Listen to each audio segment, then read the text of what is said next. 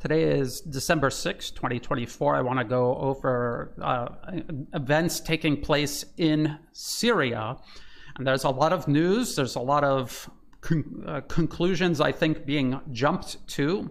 And I just want to put everything that is happening in Syria right now in context. So if we look at this map, this is liveuamap.com. This is their Syrian map. It is, again, pro-Western. So everything here is going to reflect pro-Western perspectives and obviously the perspectives of US-backed proxies, which include these terrorists who have emanated out of Idlib, this city in northern Syria. And you can see it's right on the border with Turkey, a NATO member.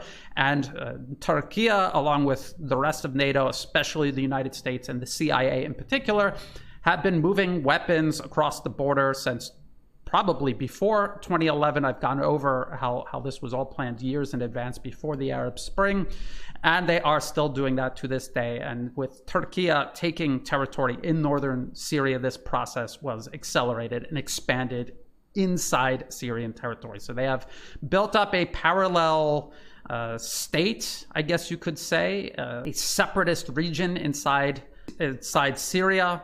They emanated out of Idlib. They have taken the city of Aleppo. They are pushing down towards Hama. They claim that they have actually taken Hama. This is it right here. And they're now on the doorstep of Homs. Now, people are panicking and they're saying, this is the end. The Syrian government's going to collapse. Damascus is going to fall. We see this down here in Daraa.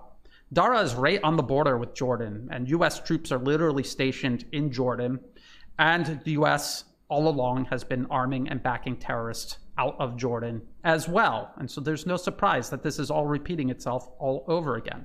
I want to remind people that this is what the map looked like in 2013, a couple of years before Russia finally intervened. All of the north was under US-backed terrorist control. Homs and Hama were either contested or under the control of the US-backed terrorists. All of these areas along the border of northern Lebanon, and of course Daraa, and all of these areas up to and including the doorstep of Damascus were under US-backed terrorist control. Of course, all of eastern Syria as well. And why is this? Why is this happening? Why are Syrian forces withdrawing from Hama and Homs right now? And I will explain why.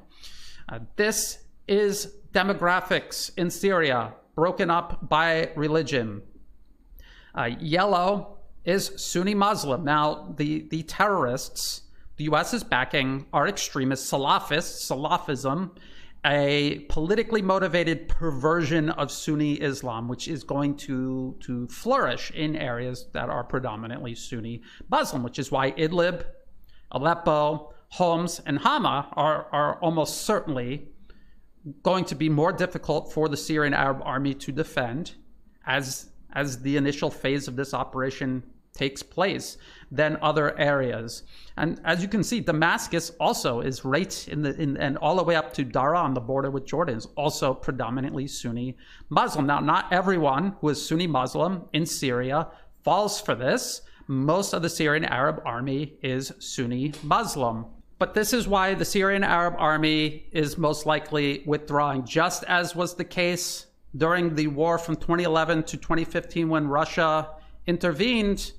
The Syrian Arab army was never strong enough to hold all of this at one time as this conflict was taking place. They had to fall back. They had to make difficult decisions. They concentrated their forces in areas that they could hold. And then when Russia intervened, they created task forces that took one city at a time over the course of several years until they restored their control over Syrian territory to the extent they did before this whole operation was launched. And I will show you what that looks like by going back to this map. So we can see this spreading right along the areas where there are the highest concentrations of Sunni Arab Muslims in Syria. Let's go to the timeline. Let's go back to November 1st. This is what it looked like for years since Syria regained control of most of their territory west of the Euphrates. It looked like this, and now it looks like this. And so this is tragic. All of these people, let's look at some of the headlines. We have The Guardian, Middle East crisis, thousands of people flee homes in central Syria as rebel forces push on. These rebels, so-called rebels, these terrorists, are not liberating any of these areas. They are taking them over, and the people living in these areas are going to be brutalized.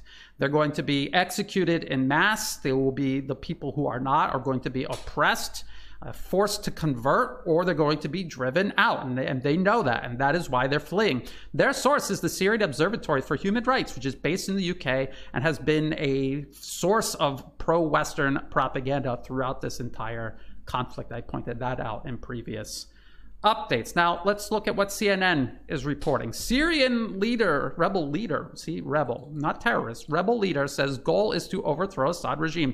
So this all began, just like all US-backed subversion does, claiming that they're just defending themselves against Syrian government attacks on civilians. But now the goal is to overthrow the Syrian government, just like Washington's goal is to overthrow the Syrian government. It says, in an exclusive interview with CNN, this is Abu Mohammed al-Jolani, the militant leader of the main group driving the country's armed opposition. Says, left no doubt that the ambitions of Hayat Tahrir al-Sham, a group that was formed out of a former al-Qaeda affiliate, are nothing less than bringing an end to the Assad regime. Now they're acting as if HTS, Hayat Tahrir al-Sham, is somehow a former al-Qaeda affiliate. No, it is literally listed by the US State Department as a current foreign terrorist organization. This is their list. And if we come down here, this is where they are listed since 2014. And this is when they went through several name changes because the collective West has constantly tried to rebrand them into moderate rebels. But they are extremists. And they are Salafists, this politically motivated perversion of Sunni Islam. And even though they're listed by the US State Department as a forced terrorist organization, this is just for the collective West to cover their base. They are backing and arming these terrorist groups. They know as this conflict drags on, footage is going to come out of them brutalizing people in unimaginably horrific ways. They have all along been backing them, but they cannot afford to be connected to them openly. So they play this game where they list them as terrorists while backing them. So this is Judicial Watch. This is a Defense Intelligence Agency document right here. The link to this will be in the video description below. And if we read through here, we can see their assessment. This is the US Defense Intelligence Agency. The Salafist, the Muslim Brotherhood, and Al-Qaeda Iraq are the major forces driving the insurgency in Syria. These are all extremists. They're all different brands of Al-Qaeda/ISIS. The West, Gulf countries, and Turkey support the opposition, while Russia, China, and Iran support the regime. So the US and its various proxies in the region support literal terrorists listed by the US as terrorists. They are behind the terrorists, and it is Russia, China, and Iran backing the government in their fight against a US designated foreign terrorist organization. The document also says if the situation unravels, there is the possibility of establishing a declared or undeclared Salafist principality. This is another way of saying Islamic State. They created the Islamic State. The US deliberately created it in eastern Syria. And this is exactly what the supporting powers to the opposition want. Who are the supporting powers to the opposition? The West, Gulf countries, and Turkey support the opposition. In order to isolate the Syrian regime, which is considered the strategic depth of the Shia expansion in Iraq and Iran. And this is all to overthrow the Syrian government. So Mr. Abu Mohammed al-Jolani, this Al-Qaeda terrorist, giving interviews to CNN interviewing a leader of a US State Department designated foreign terrorist organization. He has the exact same objective in Syria as Washington and Washington's proxies in the region, including Israel, Turkey, and the Persian Gulf states, still working together with the US to undermine and overthrow the Syrian government. So we went over this. Guardian article admitting thousands of civilians are fleeing Hama, and they will be fleeing homes. I'm almost certain homes will be next to fall. And then we have The Atlantic Council, a U.S. government arms industry funded think tank, basically the think tank of choice representing NATO. And they actually go over a lot of this. And they admit Hama and Homs have been traditional strongholds of US-backed extremism. They don't refer to it as US-backed extremism, but these are the opposition groups the US has backed for decades, all the way back to the 1980s. There has been conflict centered around Homs and Hama since back in the 80s. And this is why the Syrian Arab Army is not going to be able at this point to hold Hama or even Homs, I would almost bet, because there is just too much local support for the terrorists. There's thousands of people fleeing, but I bet there are thousands of people who have been and will continue collaborating with US-backed terrorists. So this is important context to keep in mind. This is the map from 2013, and all of these areas overlay the religious demographic lay of the Syrian nation. As this continues to unfold, we don't know. Maybe the Syrian Arab Army is collapsing. Maybe they will not hold out at this juncture. Maybe they have been overstretched. We also have to remember there are people out there blaming Syria for all of this. The Russian Federation, Iran, are also overextended. This is just one battle in a much larger war. And no matter how strong you are, no matter how dedicated you are to any particular pursuit, you're going to win and lose battles as you fight the war. Libya is an example of this. Syria is hanging in the balance. This is not a region that Russia or Iran could afford to allow fall to the United States and its regional proxies.